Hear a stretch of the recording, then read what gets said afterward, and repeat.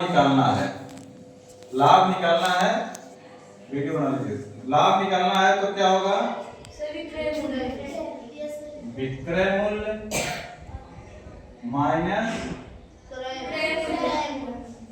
क्रय मूल्य। अब हम लाभ निकालेंगे तो क्या हो जाएगा? विक्रय मूल्य में से क्रय मूल्य घटा देंगे। क्लियर? यस। विक्रय अधिक है तभी तो घटाएंगे। Yes sir. हाँ, अब इसी में लाभ प्रतिशत पूछता है। क्या पूछता है? प्रतिशत। लाभ प्रतिशत। तो लाभ प्रतिशत है तो हमें लाभ कितना हुआ ये जानना है। Yes sir. आधार, आधार क्या माना जाएगा? क्रय मूल्य की विक्रय मूल्य? तुम किस आधार कौन है, किससे समझ रहे हो कि हमें लाभ हुआ है? किससे समझे?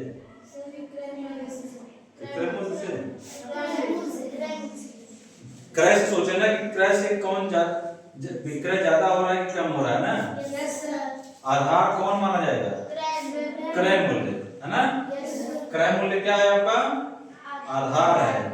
उसी से तो हम समझते हैं ना कि विक्रय अधिक हो रहा है कि कम हो रहा है ना। अधिक होगा तो लाभ हो जाएगा, कम होगा तो हानि। तो लाभ प्रतिशत में लाभ हो गया और बटे में आधार हमारा क्या है?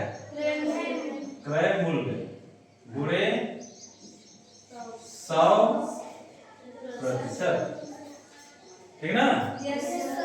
ये लाभ प्रतिशत निकलता है। कितना इसे पूछते हैं ना कि हम सामान बेचे इतने का, इतने में कितने प्रतिशत लाभ हुआ, कितना लाभ हुआ और कितने प्रतिशत लाभ हुआ। तो खरीदने से ही अनुमान लगाया जाता है, नहीं क्रय मूल्य से ही।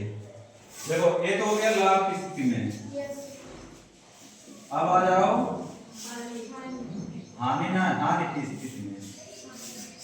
हानि की कंडीशन में क्या होगा? बोलिए, हानि की स्थिति में क्या होगा? विक्रय ज्यादा होगा कि कम होगा? बस यही इतना समझना है ना।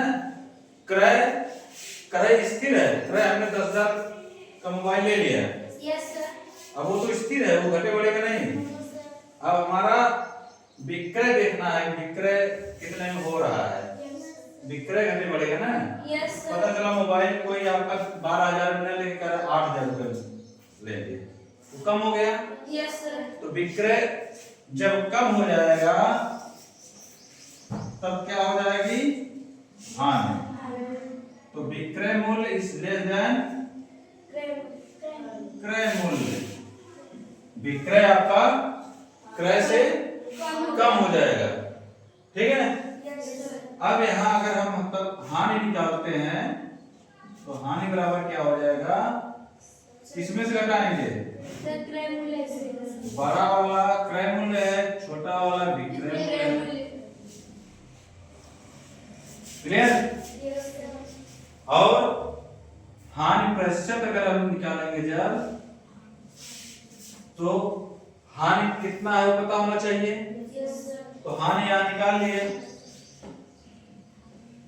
हानि, अब आधार कौन है?